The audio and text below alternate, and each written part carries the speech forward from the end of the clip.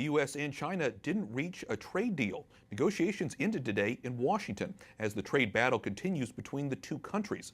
Now President Trump has increased tariffs on Chinese goods, and Beijing promises to punch back. White House correspondent Mark Irons reports. Good evening, Mark.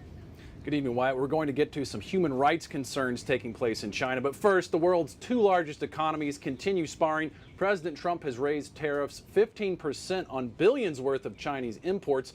China will retaliate in some way, and the consequences of all this concern U.S. businesses and consumers. No trade deal with China, but President Trump still optimistic. Writing on Twitter today, talks with China continue in a very congenial manner. There's absolutely no need to rush. He claims China tried to make last-second changes in negotiations. They took many parts of that deal and they renegotiated. You can't do that. Now tariffs increase on $200 billion in Chinese goods headed to the U.S. The president says tariffs will bring in far more wealth to our country than even a phenomenal deal of the traditional kind. But some experts are pushing back, saying tariffs only burden U.S. businesses and consumers. Those tariffs on the Chinese imports are being paid by U.S. companies that were importing parts to use in their finished products, American consumers who are buying the products that are now at a higher price. Price increases on things like fish, soybeans. On the apparel side, they're going to hit us in our hats, our handbags, our wallets, and they're going to hit us on baseball gloves. But it's not the increase in U.S. consumer goods that concerns this group of protesters outside the Treasury Department. The best trade deal is no deal.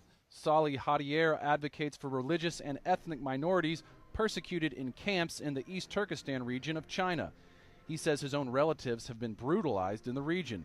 He wants all trade with China to stop. Until China stops the mass human rights violations, and until China stops stealing American technology, and until China stops, with its totalitarian vision for global conquest, America must stand up against it. In a tweet today, the vice president said the U.S. will stand for religious freedom. He mentioned Uyghur Muslims. 1 million or more have reportedly been detained in Chinese internment camps. What? Mark, is there any indication human rights abuses are being included in these trade talks with China? White, it's not clear if human rights are being discussed in this round of talks. The White House has previously said President Trump has had frank conversations with the leader of China about that issue. White. White House correspondent Mark Irons reporting. Thanks, Mark.